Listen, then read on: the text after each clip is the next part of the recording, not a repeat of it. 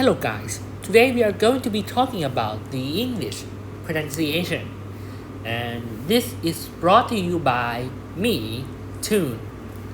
So first, we have to know that pronunciation is a part of a speaking skill, and the speaking skills is the part of the four macro skills in English communication. The four macro skills of English communication are the following, which are listening. Listen is to listen, to hear, and understand. Okay. Uh, Speaking is this one. We have reading. To read is to see a letter and interpret the meaning. And finally, writing is to write. And we cut off the E and add the ing ending. Reading, we have listening, speaking, reading, and writing. But when we are talking about the pronunciation, we are talking about the speaking part. And we have to know that speaking is to speak, to deliver a speech. And in our speech, we have many thought groups. For example, I and Tune is one thought group. Why I was talking to you, I blah blah blah. This is one thought group and this is another thought group. Thought groups are separate by the grammatical structure. These thought groups are then divided into words, and these words are composed of syllable, maybe a syllable or syllables, and then in these syllables there are phoneme or sound. There may be some words composing of one sound, for example, only vowel sound, and some have the consonant sound, which are then divided into two categories: the onset, which is the leading consonant, the coda, which is the following consonant, and in the middle we have the nucleus, the vowel. First, we have to know about these sounds, and then we can construct a syllable and word, a thought group, and then these thought groups are constructed into a speech. So first, let's talk about sound. There are two types of sounds: consonant sound and vowel sound. First, consonant sounds. They are unvoiced and voiced sound. When talking about the unvoiced, if we only pronounce the sound without adding the vowel, the sound is going to be unvoiced. While if we, for the voice, we cannot pronounce it without the vowel.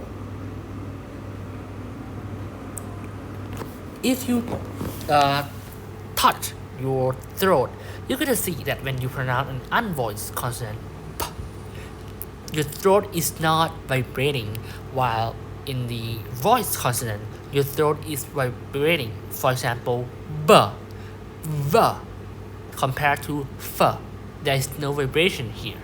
This is what separates the voiced and unvoiced. However, you must be aware that if you pronounce this vowel, it's gonna be voiced. For example, p, because vowels are usually voiced by their nature. First pair is p and b. Please repeat after me. P, b, t, d, k, g, f.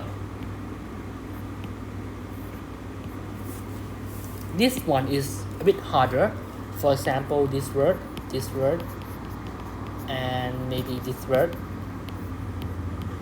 Va. For example, van, vaccine, value.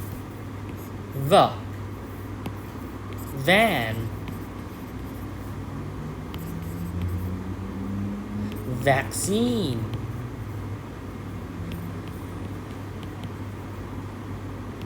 value, value, value, value, value. Next, the TH sound. This is the hardest sound for non-native. So let's look at the mouth position. So first you're gonna get your tongue on your teeth like this, very lightly, very lightly. For example, think, thank you, thanks. Okay. The, think, not think. Please repeat after me 5 times. Think.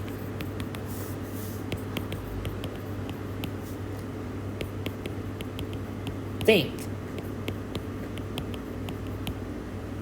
Think.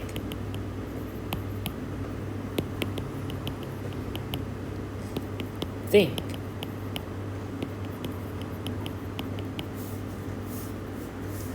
Think. Okay. Then this pair, for example, then, that, those, this, these, the, then, okay, then, repeat after me, then, that,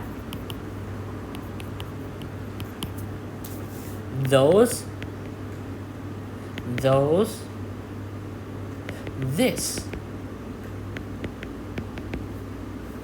these, the. Okay, now S, so, okay, then Z, the. This is a bit harder. For example, zebra or zebra. Zebra is a British way of pronouncing this word, while zebra is the US way and also popular in the UK. Next is sh, which is the SH sound. You can remember, like this is an H, S, and this is an S, and this is an H. So we get SH. Sh is a sh sound but longer. Sh, like this. This is a Thai syllable. Sorry, Thai alphabet. So Thai can learn it this way. This one is a j with a longer j. For example, in the word measure, pleasure. But beware that this word here is pronounced pressure with an unvoiced sound, not the voiced one. Next is ch. Remember it's as ch like this. Ch. For example, chair. Repeat after me. Chair. Ch. Okay, this one. Sh. Pressure or share like this. We have the word match, like this. Repeat, match. Okay, and ch with match. We see that there is a t sound first, then a ch sound, match. Next is the j sound, which is the j sound. I remember this is a j, and then d as they don't make it long. For example, J, the name of people, like my teacher, Jane, or maybe giraffe, the animal, gene, a factors within the body that are then translated into a protein. Or this is the one that have pair. We have the one that lacks pair, like h, m, n, h, m, n. This one is ng sound. In Thai we use the ng sound, so I remember it as ng like this. You can see here. L, we have the dark L, more, all like this. Your tongue gonna pull backward, all, and then your tongue gonna touch your Montgomery, or like the L position. Then R, we prefer to pronounce as ura first. Then you call the U sound because your lips are running. U, and then ra. Your tongue may be folded or not, but you should not roll your tongue. This next is the W sound, and finally, you might think it's a J sound, but it is actually a Y sound. This one is the consonant sound. For the particular thing, you have to make your it's a aspirated, which means the air is pushed forward, is explode forward. P, t, k. So if you have a paper, it should be flushed by your air, your puff of air that are p, t, k, like this. Okay, now let's look at the vowel sound. We have these two pair, I, E, U, or you can pronounce it as a U, like in the standard southern British English. I, U. For example, this one is good, for example. And then these are pair that looks similar but have different sound. This is a, or, e, sorry, for example, you can pronounce it as up, like in the SSBE, the standard southern British English. Then this one is like hot, and British people tend to pronounce it as hot, like this. So with this symbol, or if the dictionary is not updated, it's gonna be like this. This one here, the C here, if you make it long, it's gonna be or. For example, in the word law. The next one is the schwa sound, which is very relaxed. You're gonna get your face in relaxed position and then pronounce it as The sound, on the other hand, you're gonna open your lips wider.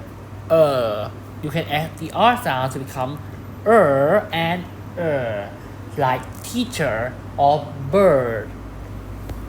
So now let's move on to the diphthong, which is when the two monophthong, two vowel combine. We have I, or a, I. We have a, oi, oi. We have ow, which is ow or ow. We have u is o, and we have this one o, like in the American version. This is the British version, and we have this one in British version, like word old. But normally the dictionary are not that accurate, so they use this symbol for British and use this symbol for American. Next one is this one here, ear, like in the word ear, here, fear, or in American version is ear, here, fear, like this, because schwa sound is hidden in the R sound. And this one here, we have like in tour or pure. It's gonna be p, ear, pure, or maybe nowadays tour, like in law, and pure, like in this one. And finally is air, which normally nowadays people pronounce it as air in the standard southern British English, or people may tend to pronounce that air in the past. Take note that in E sound there is a Y consonant, so some people refer this as a closing diphthong. Similarly, in U sound, some people refer to it as a closing diphthong because taking a look at the pronunciation profile, the band are pretty similar to these one compared to the monophthong. So some people consider it as a closing diphthong. The E and U sound is found in the received pronunciation in the past, which is used in the upper class of the British Empire, maybe. And this one R color and okay. Now let's move on to allophone. For example, we have the word speak with a p sound instead of a p sound like in peak.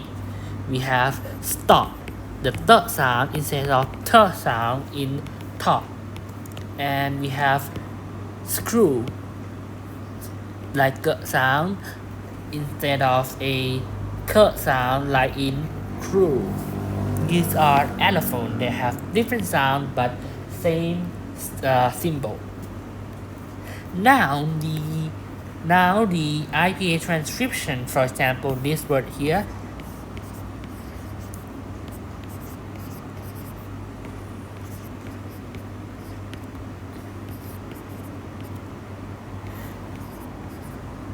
You can see that there is a syllable division here.